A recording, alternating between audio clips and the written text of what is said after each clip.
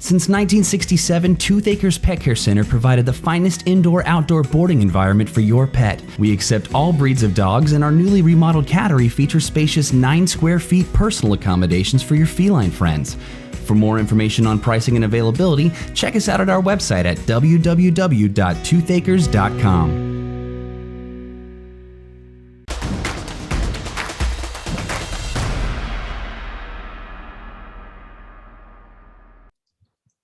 Hello, softball fans. It's another episode of the DFW softball podcast, the Gosset and the Chocolate Bear. As you can see, the Chocolate Bear is not with us. He's still getting his steps in there on his vacation in Florida. So we're joined with Kevin Shelton, the leader of Texas Glory. How you doing, Kevin? Great. It's great to be here. Appreciate the invite. Thanks. Awesome. So yeah, another round of regional quarterfinals of softball playoffs, and we still have a lot of Dallas-Fort Worth area schools. In fact, they began yesterday with Aubrey and Salina, and they continue today. I'll be going to Burleson Centennial as the Spartans host Justin Northwest in game 1. 2 very good pitchers with Abby Young at Northwest and Bailey Lindemuth at Burleson Centennial. So it should be a fun matchup. As for you, Kevin, you're going to Rock Hill and Frisco Heritage Thursday night, a 1-gamer. And I said this on Channel 8. It feels like it could be the best game of any series this week. What are you most looking forward to there?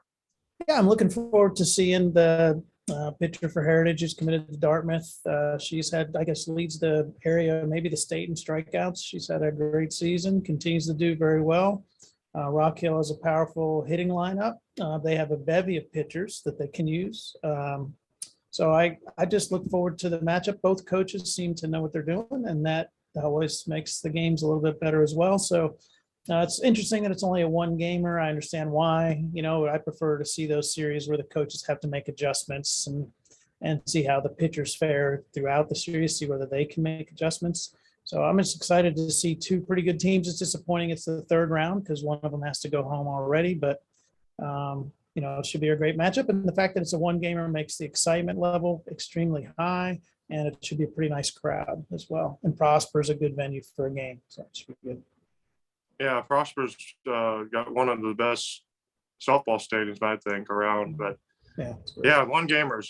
The media guys like us, I love the 1-gamers. But I know some of the parents on edge. But yeah, Jensen Hall for Frisco Heritage. I think she hasn't pitched in about 2 innings in the whole season. She's got all the decisions. She's over 300 strikeouts. She just passed 500 for her career. And then, Rock Hill's kind of been rolling with Coach Bud there. So that should be a fun one. Yeah, should be good. Yeah, it should. And again, there's, whoever, I think if I can be so bold, whoever comes out of there is likely to be the representative from 5A Region 2. Region 2, yeah. Yeah, probably. Yeah, and then on the other side, I know it's Frisco Memorial, and with their pitcher Maddie Mueller, and I think it's they're playing the Colony. The Colony, right? Yeah. Coach Coleman. So that should be another good one. I know the Colony's kind of on a hot streak here. What do you think? I think I forget the pitcher's name off the top of my head. Tawny, is that her name at the Colony? Tamaya Wayers. Yeah. Apologize for that. Tamaya. She's really, I think, because I watched a lot of their games over the spring, and she's continued to get better and better and better. And I think that's Coach Coleman's steady hand, as well as she's working probably with a new pitching coach here in town, Brian Menifee, who's probably helped a ton. And so, you watch their scores, and what's mainly changed is her ability to be consistent and stay in the zone, around the zone, and change speeds. And so I think they could surprise folks. That should be a good game. They're both scrappy. The Colony doesn't have a ton of offense. They're not super deep offensively. And so those games should be pretty close, I would think. And I would expect the Colony to win just from an experience standpoint, maybe. But And I think they might surprise people down the road potentially, just because, Tamaya has really begun to hone her craft in a way that I think what didn't look like that early in the season. So I don't know. That's a toss up, but I think the Colony comes out on top there. We'll see. It's a Yeah, 3-game. I think last round, I think they might have just played one game, but I think she had They did. 15 strikeouts. Yeah. So They just played one game. Yeah. yeah, but yeah, should be a fun matchup there in Region 2. Going back to Region 1, the other matchup in this area is Aledo and Colleyville Heritage, which I'm kind of was thinking about not going to track because I really wanted to watch that series. Two very good teams, obviously, and two very good hitting teams. Obviously, Aledo went to the state finals last year, and they returned basically all their good hitters. Yeah. And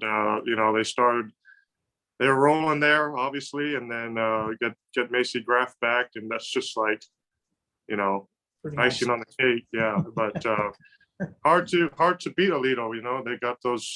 They could go 3 or 4 deep pitching wise, with Kaylee, Natalie, and Brentley Gonzalez, and so Colleyville, I think's got their hands full. They're led by a freshman, McKinley, who's as a 9th grader, and to be doing that, district champs and all that, that's impressive on her part. But yeah, I mean, what do you think? I know we've seen Aledo a couple times. It's hard to beat Aledo. Yeah, they're just so deep in the circle, and on defense, and in the and at the plate. And they, again, Macy Graff coming back after missing most of the season, so she's a bit hungry, and she seems to be playing well. Doesn't seem to have missed a beat, and your preseason pitcher of the year didn't even throw in the last series, and they swept the series. So they are really, really deep. I would be really surprised if they didn't find a way to get back to state. So, Colleyville Heritage is awesome, freshman pitcher, so they'll be back again next year. It's just interesting that the, district champs meet here and again in the 3rd round. And so it's just the way the system works, but I don't bet, but I would pick Aledo if I was to put money on these kind of situations for sure. They're just too deep. One of the most fun players to watch for Colleyville is their leadoff, Danae Vasquez-Dixon, who's among the top 5 in my leaderboard in almost every offensive category, and she gets a lot of help with just a ton of talent there. But yeah, it's they got to get outs first with the Aledo. That's Right. tough. Well, maybe it'll go to Saturday and it'll give me a chance to get over there and watch it. That could be fun. Yeah, I think Kenny's going to be watching on Friday, so hopefully he gets a good one. You mentioned Friday. You plan on watching Hebron and Marcus. Should be another good series with 2 very good pitchers, with Lucy Crowder and Faith Driscoll. And Marcus is an interesting story. It's a great story. I mean, you're playing a playing game against your crosstown rivals, and you beat them 7-0 to get the 4th seed, and then you kind of upset Prosper, who was the #1 6A area team, and 2 rounds later, here they are in the regional quarterfinals. What are you looking forward to in that matchup? It's a really interesting one because Hebron, I think, has beaten twice already this year in district play. And so that has got to weigh on the Marcus players, give Hebron confidence. I think the head coach at Hebron is just Chelsea Herndon, has done an amazing job this year with that crew at Hebron. And they really believe, they play hard. They actually adjust well during games. Marcus, I think, if like I'm watching them in the last couple of weeks, they just have this level of confidence they didn't seem to have earlier in the year, probably for obvious reasons, the win over Marcus and Prosper. And they're really hitting the ball well up and down the lineup. But Lucy has been very tough on folks, doesn't give up a lot of runs typically. They've seen her twice, so you think they would have a better idea of what to do and how to attack her. But the second game in the district season didn't give me confidence that they've made those good adjustments, though they have hitters that should be able to do it. So defensively, both of them are sound. Pitching, they both can do a good job. So I'd expect low scoring games. in the end, if you say pitching beats hitting, if that's the adage or go with, you got to think Hebron maybe comes out on top in the end. I can't, I have so many kids on both teams. I can't root for anybody. I just root for good games and hope that they all play well and it'll work out the way it's supposed to work out. But I think, Hebron has an edge probably in pitching and coaching. Marcus's offense is a lot deeper, and with more, it has more shock and awe in it than the Hebron offense has. So, it should be a real good series, but I think it should be low scoring. Yeah, sometimes the volleyball and basketball coaches, they always say it's hard to beat a team 3 times in a season. Obviously in softball here, they're going to have to beat them 4 times this season. So, but yeah, Marcus, you mentioned a loaded offensive lineup with Tori Edwards, who had an amazing second round, 3 home runs in just 2 games, and then Hayden Sokolowski at short, and Michaela Ogren's hitting the ball well. So yeah, it's should be an exciting game. But you think it's going to be low scoring? Well, I do. I think that as much as all of a sudden the Hebron pitcher's name has left my mind, I can't believe that. Lucy, yeah. Lucy Crowder, right? Like that. Lucy's just the magic for Lucy is she changes speeds very well, right? Everyone's worried about the rise ball. I think the best hitters can lay off of that. But even when she has to bring the ball down, she still keeps pulling the string and keeping them off balance. So it makes it difficult for hitters to routinely square the ball up. And I think that is a challenge for anything but the absolute best hitters, most mature hitters. And so that will, and even if you hit it, still has to fall somewhere. So I think that, and the Faith has been doing really well when she's geared up. Like, when she shut out Flower Mound 7-0, she just was throwing gas, and it's tough to handle. And I think she's throwing like that when she's motivated. I think she's difficult, so that hopefully should keep the score down, I think. Awesome. Yeah, and a couple other 6A schools still in it. Keller Timber Creek taking on Friendship, a team that had their struggles early on. They're trying to find maybe their identity. They graduated 2 of their better hitters last season. They entered the playoffs with, I think, a 500 record. And so, but now here they are at the 3rd round, taking on Friendship. They came back to reverse sweep Eastwood last week on Saturday. Funny enough, they got no hit in game 1 against the Eastwood pitcher. And then game 3, they faced her again and put on 12 runs, 12 hits. So definitely motivated there. And then the other one, 6A Region 2, Lake Ridge. We were there watching them against Tyler Legacy in a 1-gamer. And they'll be taking on Harker Heights here in the next round. I know you have a couple kids on Lake Ridge. Not sure if you know much about Harker Heights, but what do you see in that matchup? Yeah, the Harker Heights kid pitches for us out of a team in Central Texas, and she's been having a great season. Because she's one of us, I've been keeping an eye on her. She's been making a lot of strikeouts. She's going to be tough. So I think Lake Ridge will be in. I can't tell if the Harker Heights offense is great or not, but they'll definitely keep the score down too if they can keep Tia in the top of that order off the bases, which is challenging.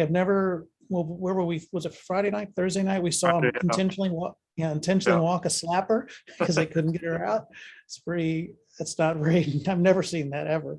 So that was pretty amazing. So, the best you could do is get a single on them maybe. But anyway, that should be, a battle. And I think, and the other thing is Lake Ridge has multiple pitchers and they both do a good job, and how they mix and match that. Don't know much about the Harker Heights coaching, but in the 3-game series, I like and that's a 3-gamer, right? The ability to adjust and figure out, what's working, what's not working. So, you mentioned the Timber Creek and how they came back and hung 12 on a kid who hit him, right? I just think that's a testament to their desire, energy, but also to coaching, right? Maybe the kid's tired, maybe not, but I think the coaches do a good job of adjusting there. And in these series, that's where coaching can matter, right? Your depth of your team and your coach who helps you make good adjustments can make the difference, in a 3-game series, right? In the single game, we've seen anything can happen, but in a 3-game series, depth and coaching tends to change things. So I don't know what, I don't know what to predict on Harker Heights and Lake Ridge. I expect it to go 3 though. Yeah, Coach Sterling there at Timber Creek, did a great job on the game 2 and game 3 for the Falcons. Right. And Lake Ridge, I didn't notice until Friday night. It's like their first 5 batters at least are all lefties and can slap. Definitely a lot of speed there with Tia and Parrish Johnson, who combined for like almost 80 steals. But yeah, we'll see if Brooklyn Morris, A.B. Huang, their pitchers, see if they can kind of shut down Harker Heights. But I guess it should be a pretty good series as well. And then the other 6A Region 1 series that I talked about on Channel 8, SGP and Allen. I think, like I said there, we don't really talk about SGP much yet. Here in the third round, they're 30-2. They beat a very good Louisville team, and I'll see if they can beat Allen. But Allen's got Samuel Hood, who's leading the area in home runs. SGP's got like 8 players that has driven in 20 more RBIs, and sophomores leading that lineup. But kind of what do you know about those 2 teams? Yeah, I think it'll be a great matchup. I think SGP's pitching is proving out, right? I mean, they kept Louisville under control, which we haven't seen much from SGP, and sometimes they don't. I'm sure they feel like they don't get the respect they deserve. But with only 2 losses, they're clearly and their dominance of Louisville, they're clearly formidable. If they can keep Sammy, under control, then they actually give themselves a chance to win. I mean, Allen doesn't pitch all that well, but the coach does a great job of making adjustments and taking advantage of what she sees. She really knows her opponents well. I haven't seen a high school coach work harder scouting teams than her. This year, I saw her out scouting early every game, all the time. Both her entire staff was with her, so they've worked really hard. So I think this is a toss-up. I think the longer the series goes, the worse it gets for SGP. So hopefully, the games will be good and close. And if we're lucky, we get a 3-gamer out of it, just because that's the most fun. Yeah. But for them, it's key to keep Sammy under control.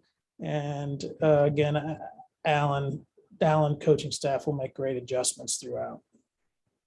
Yeah, Kathy there over at Allen. Great job on her part. Yeah. SGP pitcher Cassidy. I'm not even going to try her last name, but she's up for my player of the week. She's been on a roll too, and I think Allen's pitcher might be a freshman, Morgan Wright. So good to see the youngins here leading their team in the 3rd round. But yeah, it should be a fun matchup there. See if can go to a game 3, and you or Kenny can go out there and watch. Yeah. Is there any kind of lower classification schools that you have in mind? No, it looks like Melissa continues to roll on in 4A. Aubrey, I was surprised Aubrey will get another shot at Salina tonight to see if they can. They played yesterday. They beat them 3-1. 3-1. Yeah. Maya Cherry, their pitcher, did a good job there. They're playing game 2 Thursday in Salina, and so today's Wednesday. Yeah. Those are district opponents. So we'll see if Right. they can close out the series. I know you have a couple kids, 1 kid on Salina.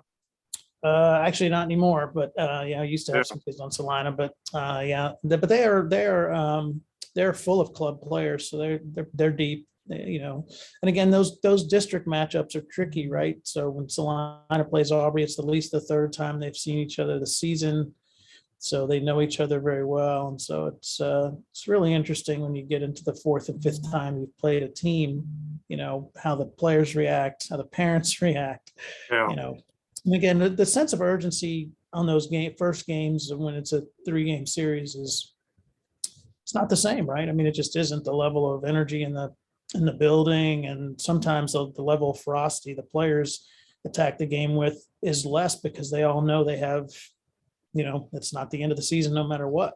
So it's just different, so, but those are interesting to me. Again, Melissa, I think has a chance to go a long way because it's, Melissa plays Kennedale in 4A Region 2, which Aubrey's in that matchup too. And I can't remember if they would meet up in the 4th round or 5th round. right. Yeah, Argyle. Argyle in Region 1. Yeah. I think, they went to the regional final last year. And so I think they're kind of be the favorite to go back. But yeah, their pitcher, Ava Edwards is doing very well. So I expect 20-game winner. Yeah. Maya Bland is just a junior. I think she's got 15 home runs, 16 home runs. But is she the catcher? I think so. Yeah. Catcher. Yeah. So she's pretty good. So those smaller probably will be well represented from our area. Those those smaller classifications because those teams are good and they're deep. So I think that'll go well. One was a little bit out of our area is Whitesboro, but it's being coached by a young lady who played at Salina and went to La Tech, Presley Galloway. She's coaching that team for the first year, and so I remember they're doing well. They're Presley, I think Pilot Point kid. Right, Pilot Point. They won state when she was a sophomore with Skylar Cagle in the circle, right? So yeah, I she's remember one time I'd covered Howe High School, and so they were playing Pilot Point, I think, and she just put up just some ridiculous video game numbers, and so good for her. Yeah, the 3As, Grandview's still in, and I think Whitesboro might be playing Gunner, or maybe Grandview, but either way, Gunner's still in. Gunner's still in. Yeah, team kind of in Hood County, Toller, they're 2A. I cover them, so they're still in. But yeah, we got a lot of DFW teams still left trying to obviously make it to Austin for the state tournament. So yeah, it's really good. I think hopefully our 6A Region 1 people can defend us from the West Texas teams and make sure we get a group from there. Because I think that EP America's team is that the team that Tim Creek beat? I'm sorry, I get that mixed up. America's, they beat Keller. That right. They look pretty tough. And then Midland beat Boswell. They beat Boswell. They got a really good pitcher. Yeah, they're going to be tough as well. So it would be the first time I think ever, or at least in my memory in 20 plus years, that a team out of West Texas made it to the state Final Four in the highest classification. Yeah, I was just kind of thinking about that. No, DFW has always kind of been the team there. So yeah, there was one year in 2014 where a 5A team, 4A back then, the second highest classification, where a team out of West Texas made it to the Final Four. But other than that, it's almost always DFW team for the top 2 classifications. So right. Hopefully we can defend our turf. It'd be nice. All right. Well, get out to the 3rd round, regional quarterfinals. A lot of great matchups. Again, I'll be at Justin Northwest and Burleson Centennial tonight. Game 1 of their 5A Region 1 series. And then Kevin will try and go out to the one gamer, Frisco Heritage and Rock Hill Thursday night at Prosper High School. And then Friday, Hebron at Flower Mound Marcus. But thanks for joining us. It should be fun matchups here. Just remember, if you want, you can subscribe here. Hopefully we did a well enough job. You didn't kind of snooze out there, but always love talking softball, especially with Kevin Shelton, the leader of Texas Glory. Thanks again for joining us, the DFW Softball Podcast, and we'll see you next week.